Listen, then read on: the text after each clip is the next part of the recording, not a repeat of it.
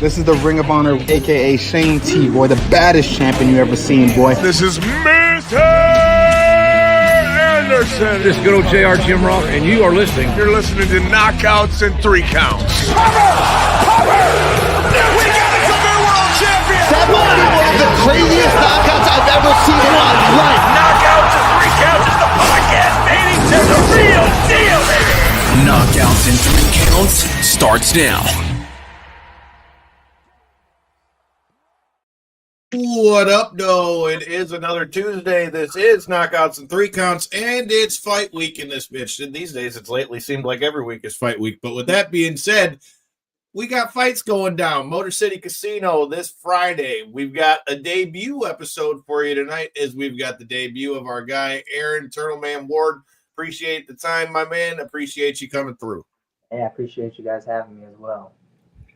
So, for those that don't know, this show's actually a long time coming, being the fact that I think I originally met you I did the college wrestling stuff probably 4 or 5 years ago at this point. Yeah, dude, I think it was right when I was getting ready to make my amateur debut. So, yeah, I'm thinking about you were coaching with Mando, and that's why Mando came up and introduced you to me. Yeah, man. Like I said, it's been a while. Shout out to the Henry Ford Hawks having me on commentary for college wrestling, getting me my start over here. But yeah, dude, long time coming. Appreciate you coming through the show. Shout out to everybody who is checking us out. Looks like we got about 70 people in here so far. If you guys are new here, make sure you hit that subscribe button, like button, share button, let your friends know, let your sister know, all that kind of stuff. But with that being said, dude, it's fight week for you. So before we get into what's going down this Friday at Motor City Casino, shout out to Bruce and all them. Talk to me, like we said, when you and I first met, it was originally when you were getting ready to make your amateur debut. Talk to me a little bit about your run through the Amis and what made now the time to transition over to the pros, bro. Yeah, man. So like you said before, when we met, it was, I want to say, a week or two before I actually made my amateur debut. So a lot of people don't realize with that, when I was fighting in the amateurs, I was also head wrestling coach at a junior college. So coaching and then trying to fight and managing that, as well as having a family on the outside, all that, it was just a lot going on. So, I mean, I went 0-2 in my first 2 amateur fights. I fought 2 really tough guys. One of them is doing his thing still as an amateur. I think he's 6 or 7-1 right now. So I had 2 really big bangers, and I started out 0-2 in my career, which is very rare for a Mercy fighter. Let's be real.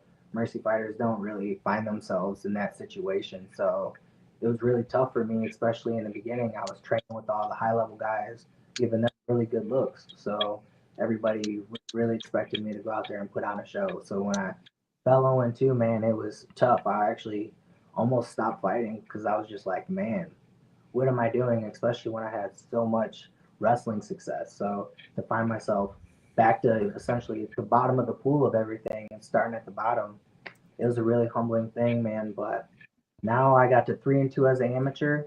It took a while as well to get that because I kept getting guys falling out left and right. It seems like I could not keep a fight booked, and when it was booked, something would just happen to where guys would fall out short notice or something. So that was what was a major turn for us, actually, to take that pro step, because I was training for so long and there was no opponents in between time. So we're like, shoot, you feel ready in the practice room. You're training with all these high level guys like Mando, you said before, Charles Johnson, and like Jake Scott. So I'm already getting those goes in every single day with the pro fighters. So why not try my hand in the ring and see what's up as well?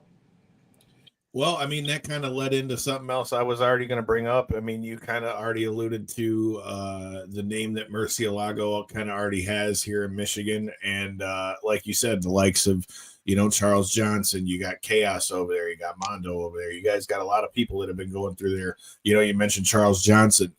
With that being said, talk to me about the like you said, you talked about, getting that tough training in, but talk to me about the difference of being on a team like that, like Murcielago, where you guys have not only, guys that are in the UFC, you guys have got different amateur guys on about every card. You got different pro guys on about every card. How does that really help prepare you to either not only make the transition to the pros, but I mean, even as an amateur, because coming in a team like that, like you said, even though you came in on your first 2 being losses, you know, that's a lot of pressure coming in there with that Mercy name on the back. Yep, exactly. A lot of pressure, especially I was training with them in the beginning during COVID. So before I even took that first fight, I had a year and some change under my belt and with those guys. And coach had a lot of high expectations. I had a lot of high expectations for myself. And, you know, when we get in the gym, a lot of guys don't realize how we do things at Mercy, but we're savages, all of us, all the way through, from the guys that are debut, getting ready to start out, to guys that have been in the game for a long time. We're a fighter's gym, you know, it's not a lot of flashiness. When you come in, you see, we get in there and we go to work, and it's just war every day between the guys. It's kind of like shark in the water. You know, you get blood in the water, you got a bunch of sharks, and we're just all sniffing it out, just trying to get to the top at the end of the day. So it's just dog eat dog over at Mercy. And I think that always shows in the cage. One thing, you know, coach always telling us that if you're going in there like it's a sport, you're in a bad spot, because truly we're getting into a fight. So at Mercy, we just try to make it ugly every single time. And that's what I've just been trying to bring to the table for myself as well. Hell yeah, dude. I like I said, we've gotten to have quite the array of your teammates and things like that on there. But before we talk about the fight that you have coming up, dude, you got to tell me who in the fuck gave you the name Turtle Man is the name. I need to know the story behind this one. You know, we just did the show getting everybody ready for Mitten Muay Thai. Shout out to the guys at Mitten Muay Thai. Thanks for having me on commentary again. I definitely need to dry clean that fucking suit that got covered in blood, but that's a story for another time. But with that being said, you know, we talked a lot. I mean, hey, dude, sometimes it happens like that. I had it splattered on my glasses. It was in the inside of my glasses. It was on my the sleeve of my coat. It was on my shoulder of my coat. The inside of the glasses is wild. You getting splattered inside and outside, bro. It got the outside of my glasses and got in the inside of my glasses and managed to get on my outer fucking wrist and my shoulder. My man's was like, he had like a whole ass flap on his face. Like that was like when you skin your leg as a kid when you're riding your bike and you take your first raspberry and it just rips a whole shit ton of skin off your leg. Except in this case, it wasn't from fucking. It wasn't from skinning your leg. My man's got elbowed and got a hole left in his face. But shout out to Mitten Muay Thai. I hear I will be on the commentary again for them soon, early in 2025. So make sure you stay tuned for that. I'm sure there will be some promo for that on the show. But, you know, back to the matter at hand, dude. Tell me about the Turtle Gang, dude. You gotta give me how much do people give you a hard time with the name, man? And is it true that that slow and steady always wins the race? Slow and steady sure does always win a race, man. But it's a funny backstory. So in high school, I was just always a big smack talker all the time. I always gave people a lot of shit, and I always gave people a lot of nicknames. So they wanted to come back at me with this, and their joke for that was saying that I look like Franklin the Turtle, the child show from back. No. This is where it all comes from. So they'd always call me Franklin the Turtle. Hey, it's Frank. I used to love that show, man. That show's the shit. It was a good show, you know? And I mean, the only way to take over a road is to own it. So you know what I did? I changed all my social medias to Turtle Man Frank. I had my buddy put my face from neck up on a turtle. And I made that profile picture for a while. And it just, I promise you, more people know me as Turtle than by name. Right. That's not cool. That's fucked up, Cody. I do see what I said. But yeah, man. He said he still looks like Franklin. Shots fired in the comments. It's going down in the comments. Keep them coming. If you guys are new here, make sure you hit that subscribe button, like button, follow button, all the buttons. The Turtle Gang is coming out and they're supporting tonight, man. I told you I had a lot of people tuning in. So they come for the fight. Awesome that they're all supporting me on the podcast tonight as well. Hey, I appreciate all of y'all that are coming in here, whether you're watching Facebook, YouTube, millions, wherever you're watching. Make sure you hit that like button, hit that subscribe button, and hey, if you feel so inclined, make sure you ring the bell and go buy yourself a shirt. Your boy needs some Christmas money. But with that being one thing I did see in one of the comments that flashed by, somebody brought up, I didn't see the name on it, so I can't give them credit, but I seen the fact that somebody posted 0-2 to 3-2, huge turnaround in your career. Yeah, Casey 0-2 to a 12-second knockout. To a 12. Okay, I missed the second half of the post. That being said, to transition your career from 0-2 to now being 3-2, being now on your professional end of your career, talk me through that transition and what that mentality switch, I guess, once you realize that first win kind of you got that under the book and then you just kept racking them. Talk me through that mentality. Yeah, so I'm 4-2 right now, riding a 4-fight win streak because I fought 2 months ago and I made my pro debut with a 12-second knockout. But the huge transition for me was to stop thinking of it like as a sport and to think of it every time I go into a fight now, I look at it as like, you're taking from my family. You're taking from all the things that I've worked for. A loss sets you back at this point. You know, I'm spending a lot of time going down and training. A lot of people don't realize that I live in Flint and we train in Lansing. That's 7 to 9. So I'm getting back at 10 p.m. So that's a lot of time that I'm missing with my family. So something results got to come from that at the end of the day. So that was a huge transition for me. And just self-affirmation at the end of the day, knowing that you do all the right work. And really it's what you're saying in your he froze it. Fight that I feel like has really made a big. Yeah, I mean, mentality in this game is such a big thing. That's for sure. Being able, like I was saying, being able to flip that switch and just realize that, like you say, you're in a fight at the end of the day.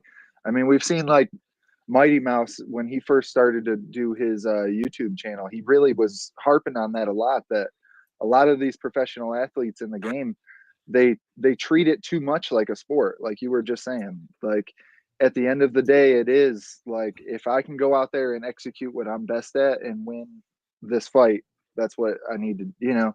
His words were way more articulate than mine, but that being said, right up the same alley of what you were just saying.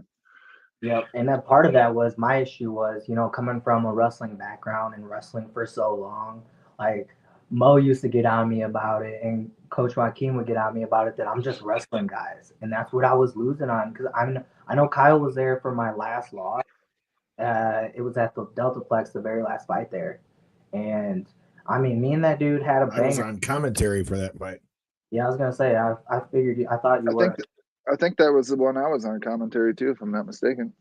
Yeah, it might have been, but even in that one too, you know, I feel like the reason I lost that close fight, I know it was a 25-26 split, was because I was treating it more like a wrestling match and more like a sport rather than getting in there and really busting a dude up, you know. And that's what I'm here for now, is to look to do damage, put on a good show, get some blood rolling, and just continue to bring Mercy pressure like we normally do. Hell yeah, dude. I'm looking forward to seeing it. I will be at the fights this Friday. But, you know, since you brought it up, you know, that was one of the things that was on my agenda to talk about.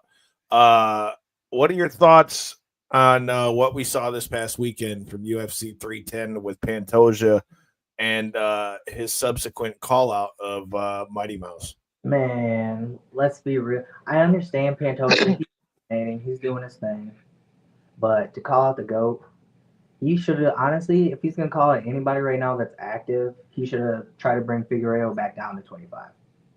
Because in my opinion... He ain't never making 25 again. Yeah, man, but if you're talking about GOATs at 125, I got Mighty Mouse 1, and I got Figueiredo at 2 with Pantoja at 3. But that's just... And I'm a 25er, you know, and I'm just looking at the dominance of what... But Pantoja, he's a bad dude, but he's missing one guy. Boogeyman's coming up here soon, so. Hey, man, I like it. I mean, look, right now as it sits, like with the state of 125, at least for the UFC, like I can see Pantoja's point as far as like right now feeling like he's the best 125 in the world. Right now, totally understand that. Pretty much would agree with that because for the vast majority, we all know that the best competition is. Yep, he's beat out of the top 5, he's beat all of them at least once or twice, if not more times than that. So that is a very fair argument in itself too. But just to call out the man that's been chilling, enjoying YouTube. Well, okay. I have a little bit different thought on that. So everybody's like, "Oh, you called out the guy that already retired and he's not with the company, and that's a weak call out." Okay, in a sense, I understand that, but here's my take on that. Like, realistically, yeah, there's probably a few more fights that he could have at 125, but the overwhelming thing that's always said when you talk about 125, 135, and then it really kind of changes once you get to 145, is that a lot of people don't tune, even though those end up being some of the most entertaining fights, people don't usually turn into the pay-per-views for the smaller guys because there's not as much, not as much of a knockout rate or as many finishes. Now I say that, and Pantoja had a finish against Khaos Sakura, but by and large, there's not as many finishes at 125. But if you were going to make a call out that was going to bring the most eyes to the 125 division in the UFC or really MMA as a whole, realistically, there's not too many people that he could really call out that would have been any bigger cachet, that would have been any bigger name. And at least if you're going to shoot that shot, he shot the shot like right after he retired. Like Demetrius Johnson just retired. Now, right, while he's still fresh off it. It's not like he's been sitting around for like 5 years and hasn't fought, and then we're gonna pull him out like what happened with John Jones and Steve. Yeah. But I like the fact that it, like you say, Kyle, it was relatively fresh. It's not we're not talking about somebody that's 42 that was, known as the greatest, but now is well past their prime. DJ is still only 38. It is potentially an option, even though he very much said he's not about it, which I completely respect. I'm not saying he should or should not. I'm just saying it at least was a possibility. It was at least something that if it sparked his interest enough, he could at least then potentially find that matchup. But that being said, now that we are kind of past that point, I feel like he didn't jump to do it. He already beat so many guys in the division. It's not like he was on his. It's not like he was on his first title defense calling for the greatest. You know what I mean? He's made his very fair claim to be the greatest of at least this current era. So that being said, if you're going to call for somebody, it's got to be the next, the next in line. From standpoint, that it does make sense for that, especially since he's dominated all those guys already. End up running bodies, and that's part of why they had to bring Kai in to fight him too. I'm not gonna lie, the shirt's fire. I feel like I need one of those too. But the purple, I love the purple. Turtle game. Hell yeah. Got the Ninja Turtle on there. I'm ready to go. Dude, we need to like get Donatello. Yes, sir. Bro, we gotta get him to come out to Mega Ran's song that he did for Shredder's Revenge, bro.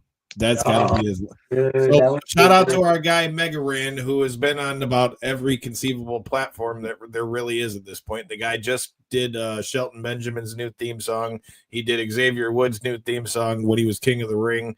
This guy is all over the stuff with AEW, but then he's also doing shit with the Ninja Turtles and Clerks and everything else. So shout out to the homie Mega Ran. We'll see him around here in the mitten soon. But with that being said, dude, let's talk a little bit more about your fight that you got coming up this Friday. Talk to me about your opponent that you have now and take me through a little bit about the trouble that you had finding an opponent, because the way I understand it, it sounds like you went through about 3 or 4 of them. Dude, literally, I went through 3 or 4 of them, from Canada to Iowa to just everywhere. It seems like it was so crazy to me to think that stepping up as a pro, we thought that we wouldn't have this issue anymore. I mean, I was only 3-2 as an amateur, and then I had that 12-second knockout. But besides that, you know, in my amateur fights, they all went all 3 rounds. So it's so crazy to me to see that we're having this trouble. I mean, I don't even really know too much about my opponent at this point. He accepted it at, I think, a week and a half out, which And I mean, who's the guy now? I couldn't even tell you what his name is. I know The name don't matter. Just sign the contract, motherfucker. cool. I know he's a boxer. I know that for sure. But besides that, I'm like, at this point, a week and a half out, I don't know what adjustments you're going to make for me because I've been training, you know, solid for months now. So, and I jumped right back in the gym right after my last fight. So I'm not too sure what he's going to do. I just know I'm going to focus on going out and put hands on him and see where it goes from there. As somebody who's being vocal about, you know, the fact that it's been a struggle to find matchups and stuff, have you contemplated traveling or anything like that to try to find some more of those matchups? Yeah, we've been considering that too, going and starting to hit those regional promotions, even though I'm still at the beginning stages of my pro career. But I mean, if we can't find fights in the local in Michigan, then we're gonna have to. We don't really have a choice but to go out, Right. which I'm completely fine with testing myself and seeing where I'm at, anyways. Because you know, the true end goal is to make it to the UFC. The only way to do that is to get through the fire. So that brings up a good question in and of itself. I mean, obviously, I kept up on what your last fight was. Keaton Gatsper is a name I've heard around the Michigan scene for a long time. But if I'm not mistaken, you had a hard time getting an opponent for that one too. So with that being said, you know, we already saw it in the comments. What are your thoughts on your pro debut? It didn't last very long, but what were your thoughts about your first foray into the pro MMA cage? It was cool, man. I mean, it was only 12 seconds, so I truly didn't get to feel going past 3 minutes. So that's still something I'm waiting on and to get that true pressure. Because I mean, I finished it off with a 5 count, 5 piece combo, and he was out cold. And then I knocked him out again on the ground too. So he was out twice. And I mean, Ian's been around for a long time. He's fought 2 or 3 of my teammates, and he's fought a lot of true veteran guys. It almost made me feel like I was meant to fight him based off of all the guys. Just because you're a Murcielago guy. Yeah, it's like he's fought a lot of really tough guys, and it was all in the beginning of their career. So it was almost like I was supposed to fight him at the same time too.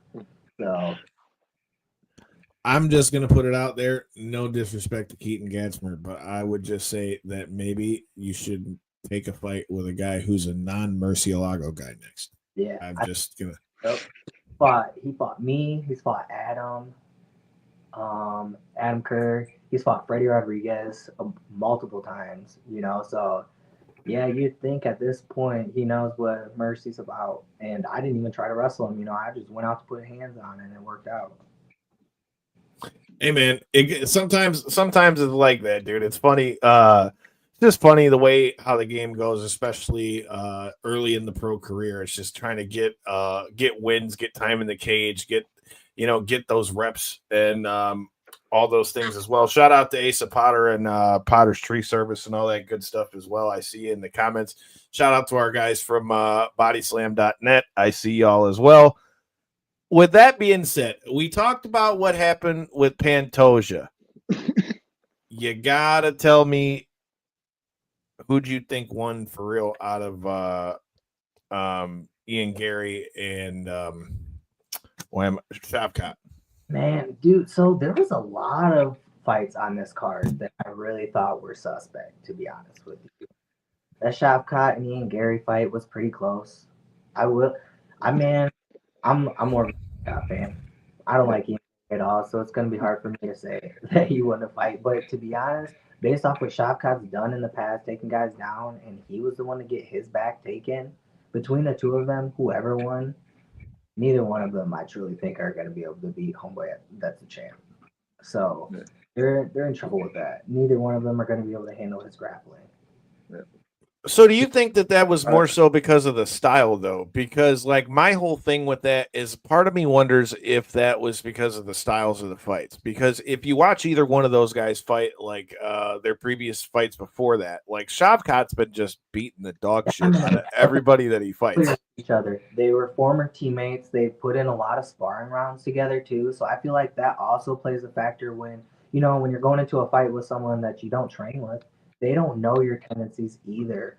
So you might not do the things that you might typically do against opponent that has no idea what's coming compared to they could probably feel some of the things just based off the movement or the twitches because I know that's a major thing in the gym with us all the time is you can it's almost like muscle memory based off seeing it and then it's just automatic you already kind of know they're setting that up as well too so it was for me, it was a really technical fight.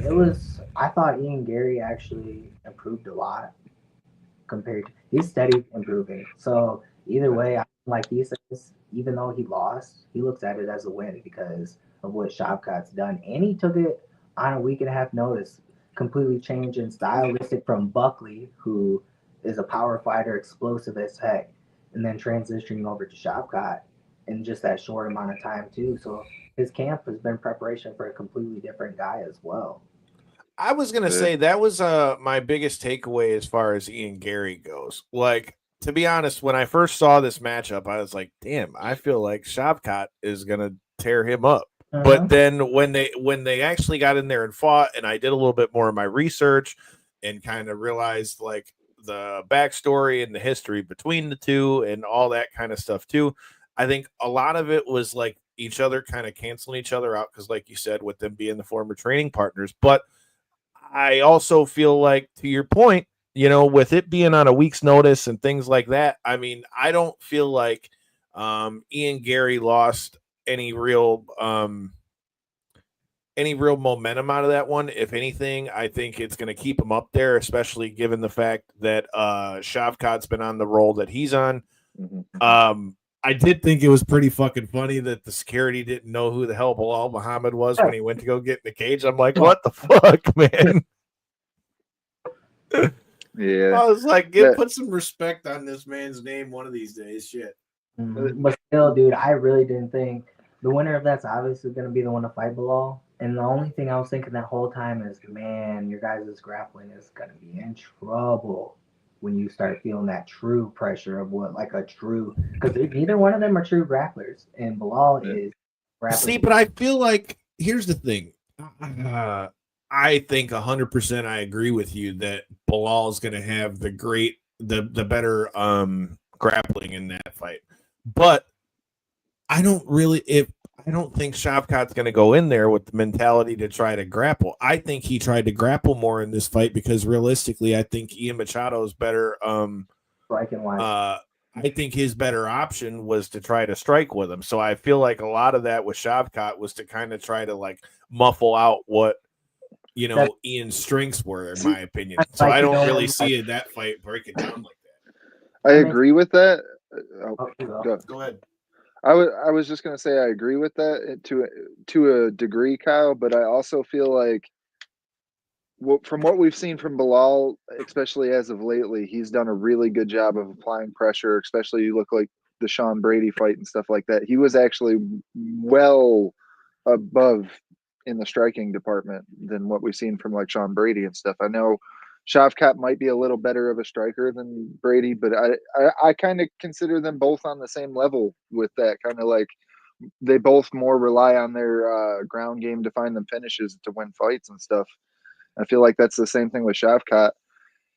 And I don't think especially after what we've seen this past Saturday, I already didn't think it was going to be an easy path to victory like everybody was kind of predicting, like he was just going to run through Bilal. But after what we've seen, the inability to get Gary down and stuff like that, I feel like there's so many areas where Bilal is like a step ahead, realistically. I mean, the only thing that I feel like Shavkat's got a real advantage of in that fight is he's got that real killer instinct where if he finds an opportunity, he immediately goes for it, where I feel like Bilal kind of plays it safe in some of those instances.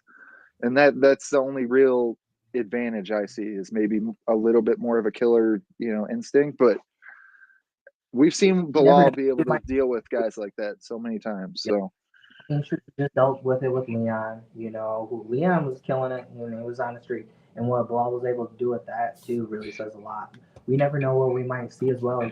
Just like with Ian Gary and Shavkat, they are two very good strikers, and it turned into a grappling match. So maybe you should see Shavkat being good grappling, and then we already know Bilal's got good grappling, so maybe it cancels out and we end up seeing a standing and banging fight, actually, which would be pretty surprising compared to what Bilal's done in his career. Yeah. We got a question in the comments. Team McGregor or Team Chandler? Your teammate Mando, past guest of the show, fought for Team McGregor on Tough, but you knew Chandler. And do you think that fight ever truly happens? Michael Chandler is also a past guest of the show, just an FYI. But with that said, I don't think that fight's going to happen, but I'll let you answer it. No, that fight's not going to. Honestly, it'd be surprising to see if Conor McGregor actually comes back to the octagon ever again. So it's a tough thing, and it really hurt. I felt like it hurt Michael Chandler being out that long based off what we just. Oh yeah, it definitely took 2 years off his career when you're talking about a guy who's already got the resume and the battle scars that guy has. He's wasting some of the last couple good years of his prime he had waiting for that. Now there's always the conversation to be had. We know that sometimes the UFC takes care of the people that are in situations like those where it keeps happening like that. But especially if you paid attention to what was said after the post-fight press conference, I just don't know that I think that fight's going to happen, because Dana was asked about that, and Dana was like, you're asking me about a guy who hasn't fought in how many years and now is in trouble with the log, and that's totally different tune than he was just singing 6 months ago. But then he still said, well, he's probably going to fight next year. So it's it's one of those things, I hope. I'm a really big fan of Michael Chandler. Like that post said that I've known him. He was my counselor when I was in. No shit.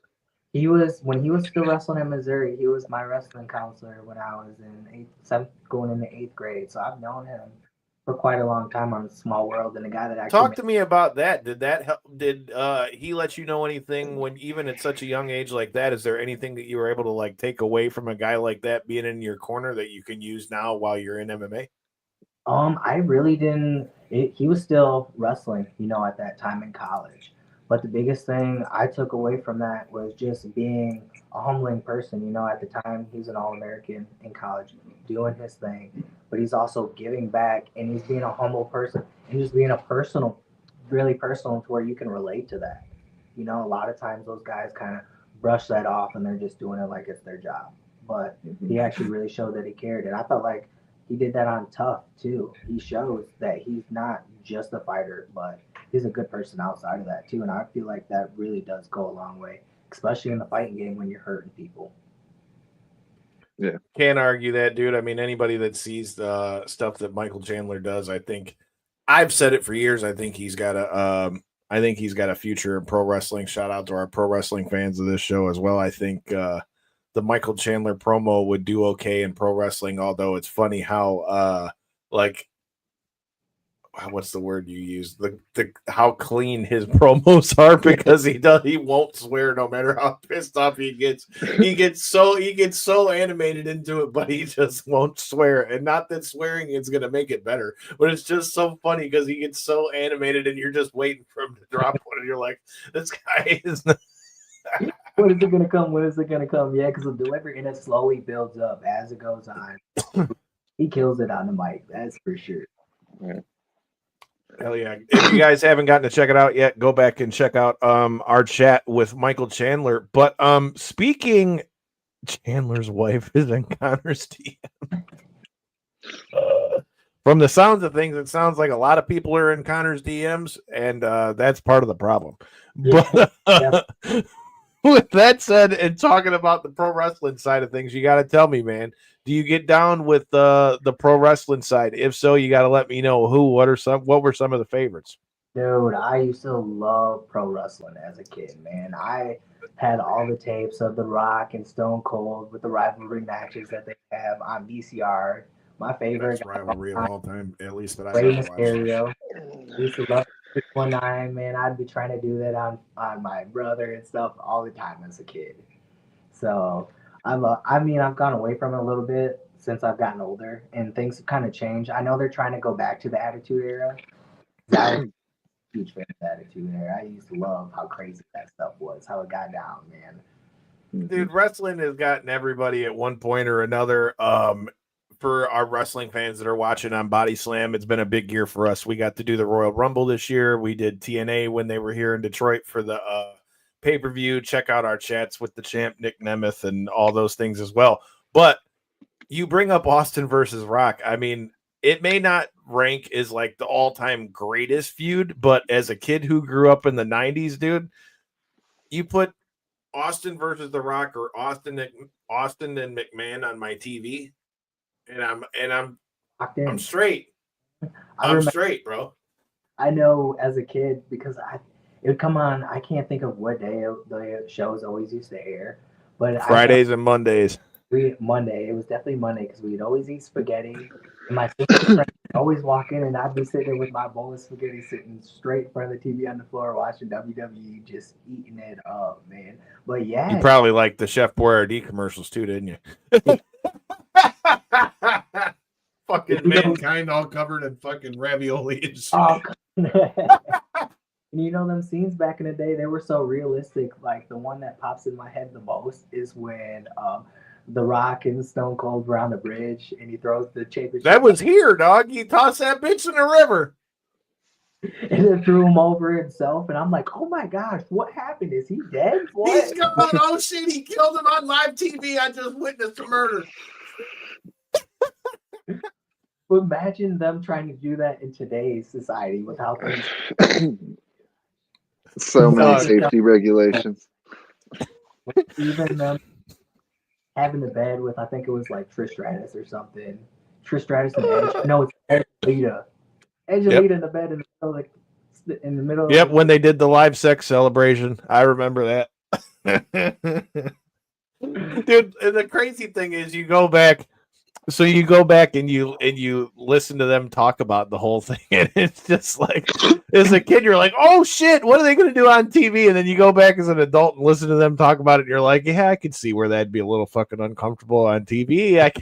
I can see where that would be a little much, especially because at that point everybody knew they were really together too. So it's like, the good old days take me back. My screensaver is still me and Stone Cold. Hey. But hell yeah, man, we get down with all that stuff. Shout out to the homies from WWE. Make sure you stay tuned for that. Something tells me there may be something in store for the Royal Rumble this year, but we're just gonna put that good stuff out into the energy. But with that being said, dude, another thing I wanted to get your thoughts on is there's been a lot of talk here recently with all the stuff with the PFL. What are your thoughts on that? Like, everybody was thinking that the PFL was going to be like the big money grab. That was where you could go and get the money. You know, you saw guys like Shane Burgos go over there. Obviously, we saw Francis Ngannou go over there.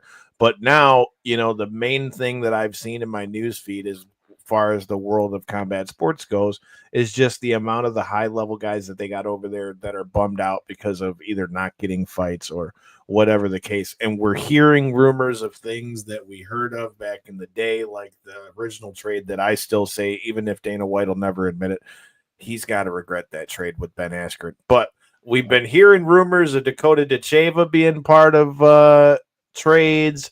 You know, we've heard rumors about them trying to get the UFC to send them some heavyweights. I've heard Patchy Mix say he'd like to come over. What are your thoughts on what everything we've seen so far with all the stuff with PFL, and how do you think it's going to shake out? It's hard to say because I know didn't they just try to merge with Bellator as well? They did.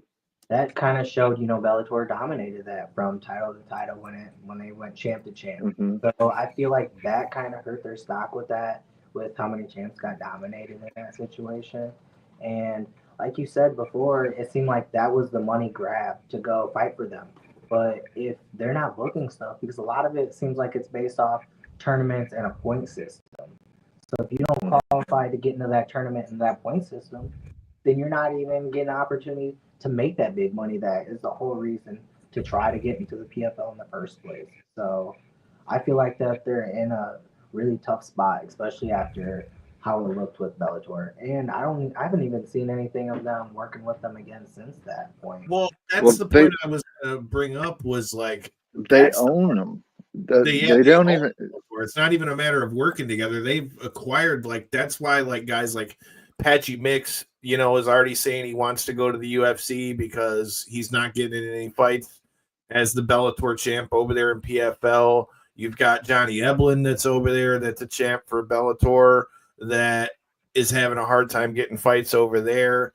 Like, and to my understanding, a lot of the fights that they did have that were already scheduled, now they're canceling a lot of fights. So that's part of the problem. Like, to your point, the tournament style and format really kind of like is going to eat up a lot of your TV time, is going to eat up a lot of the fights that you're able to have on these fights. But when you're canceling the cards, that's why, in my opinion, man, like while I think that I've always been a fan of tournaments and things like that, like shout out to our guy Big Mac McKinnell from Ryan McKinnell from MMA Today. He was just talking about this with our guy Andreas Hale. And the problem with tournaments is this, like, think about it in the sense of like Dakota Dacheva now, or her, Kayla Harrison, who came before her. So you win the tournament a few times, you win a few $1 million. Okay, now what?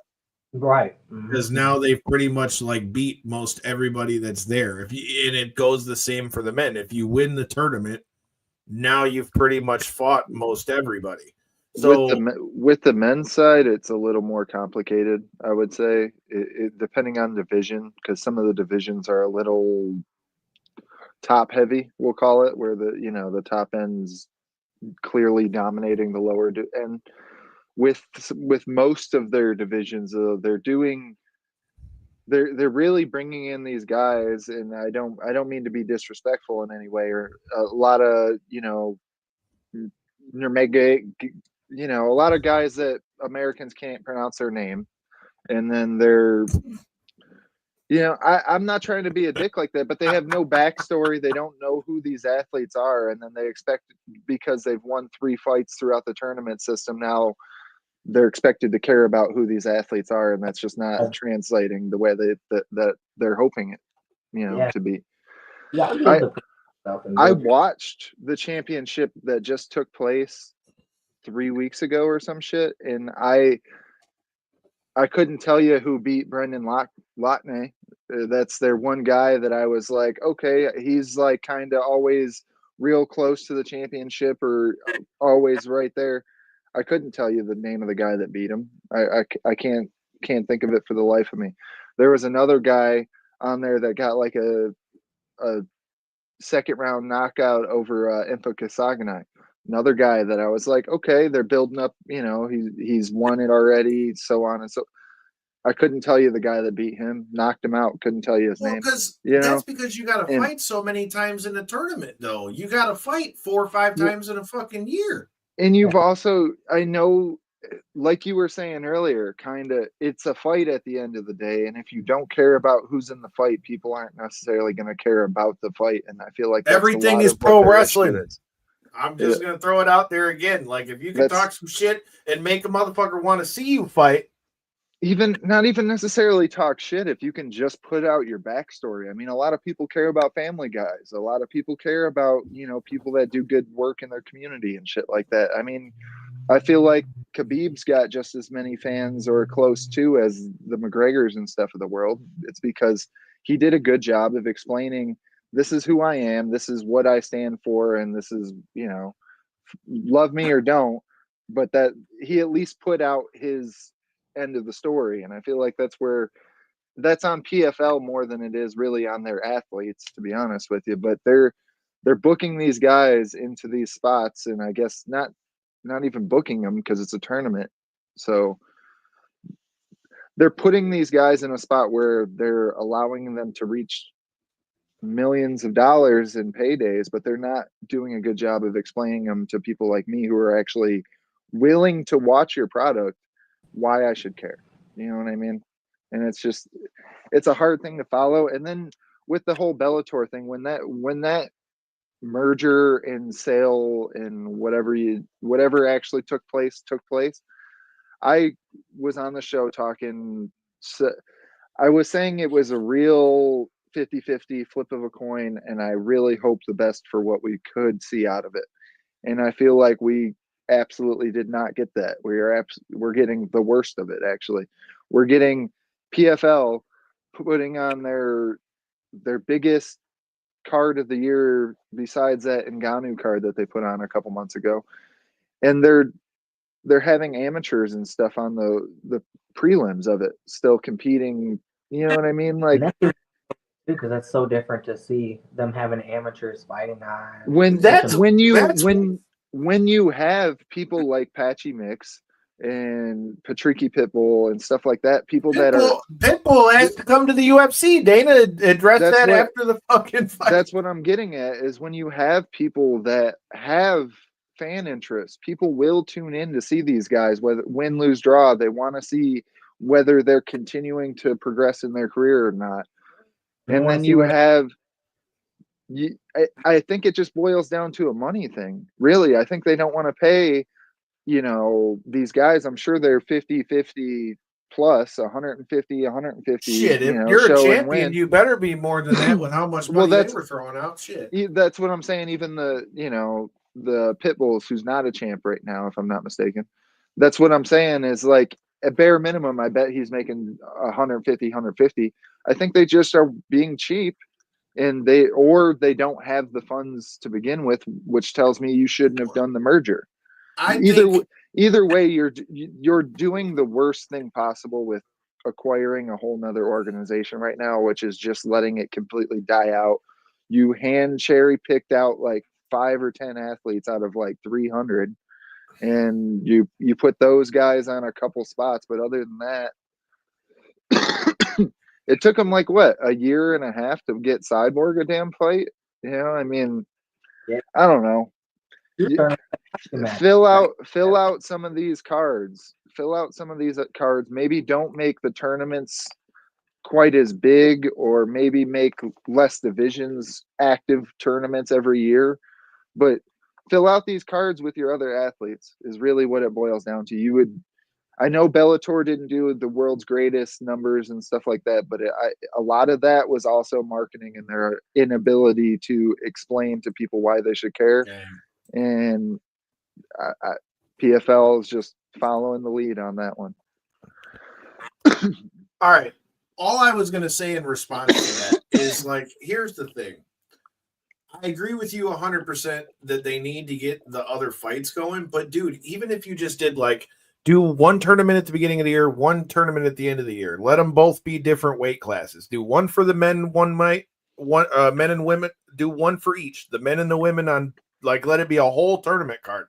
Do one in the beginning, one at the end. That way you don't have the same weight class having a tournament every year. You'll have different people in the, you'll have it in there, but at least that way that leaves you, okay, if you slate it to where January, let's just say this year, January, we're going to do lightweight and welterweight for the dudes, and we're going to do 125 and 135 for the women. That's already a known thing at the beginning of the year. Then that leaves you 10 other months.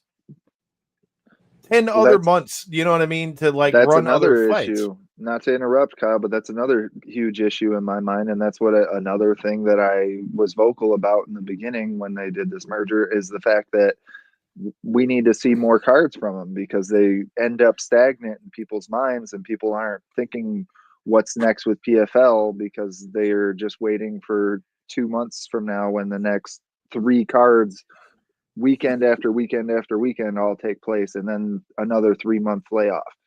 That's where acquiring a Bellator or just being able to have some of these other guys on your roster would be able to put on showcase bouts once every other month or something, or once every 5-6 weeks, so that way you can fill that schedule. I think you already hit the nail on the head, though. Like the way they came out with the Francis contract. You know, Shane Burgos got paid a bunch of money to go over there. You know, Talia Santos got paid a lot of money to go over there. You know, Cyborg got paid a lot of money to go over there. So I think it all just comes down to the contracts that were built. But we're getting towards the end of our time here, man. And I'm not going to lie. I said I need one of those, but where can people get this Turtle Gang shirt over here, bro? I need one of these. Yeah, so Different Clothing is a website that I have been working with. It's a great friend of mine that I actually grew up with and went to daycare with as a young kid, and seeing that he had some awesome street clothes. You know, now that I'm starting to make a name for myself and kind of starting to build up, I want to work with people that really know that I've known for a long time and help them. You know, it's all about not just helping yourself get to the point, but helping others do it through your avenue too. So Different Clothing, it's on my social medias. I post it all the time actually, as well as it's on their website too. They actually got a Turtle Man collection with a pretty sick flag too that I'll be walking out with this Friday, and it's sick. It's dope. As well as I think he's got sweatshirts on there, the whole 9 yards. So it's pretty sick, man, for sure. I'll actually tag it in the comments after this is posted too. So if people want to tap in and get them some Turtle Gang merch, man, it'd be awesome. I guess Herb was the big show. Maybe he was Captain Insano. Yeah, for sure. Give him a big old slap. Hell yeah, dude. Well, before we let you get out of here, for anybody who's on the fence about getting tickets and coming down to the soundboard, which who doesn't want to see somebody get beat up on a Friday? But let them know what we are in store for this Friday and how do you see this fight ending? Oh, man, I'm going for the finish. Nothing less, nothing more. Whether it's on the ground or on the feet, I'm looking to make this dude bleed. I like blood being seen. I like banging, dude. I'm truly not even trying to wrestle this guy at all. I know he's a boxer, and I'm getting more and more confident in my hands, and I want to continue to show that, you know, I mean, this will be my second pro fight, and I'm already getting guys scared away. So I'm continuing to hone the craft. I might even throw in a leg kick or a head kick here. It would be pretty sick to have a wrestler go out there and knock somebody out with a head kick. I say you hit him with a missile drop kick off the top of the cage. Ooh, that would be fire too. Spin coming off it like I'm Anthony Pettis. Fuck yeah, do a Showtime kick or Showtime drop kick, however it's got to work. I'm calling it now. Turtle by drop kick. But I'm going to be cage side Friday, so just do me a favor. If you're going to splatter his stuff, just make sure it doesn't hit my glasses like the other guys. I know that's you know, this time I probably won't be in a suit, but I just, you know, not that I'm scared of blood because I've leaked my own inside the ring, but you know, blood sometimes can be a little bit hard to wash off. But I feel like we might be seeing some of it this Friday, man. If you guys are on the fence, make sure you come out this Friday, December 13th. We got some fights. Some hands are getting thrown. I will be there. If you're there, come say what's up, have a drink with your boy. With that being said, Friday night is all right for a fight. It's fight night. This is Knockouts and 3 Counts. If you guys are new here, make sure you hit that subscribe button. We are usually live every Tuesday and Thursday. I'm working on a pretty big guest for this Thursday. If there's not, you'll see the return of myself, Corey, and J-Bone just running our mouths and doing our damn thing. But I'm just saying you might want to tune into Thursday's episode. But with that being said, make sure y'all hit the subscribe button. Turtle, let them know where they can catch you at, and we'll get out of here. On all platforms, that's where you'll be able to find me if you're looking for me. On Facebook, it's Aaron Ward. Definitely tap in, man. You'll see my journey not only as a fighter, but as a father, as well as a wrestling coach, too. So you'll be able to see my everyday life on that bad boy. Oh, yeah. Do it. Hit the button. Hit the follow button. You ain't going to be sorry you did. Until next time and any in-between time, hit that button. Peace. Thank you, guys.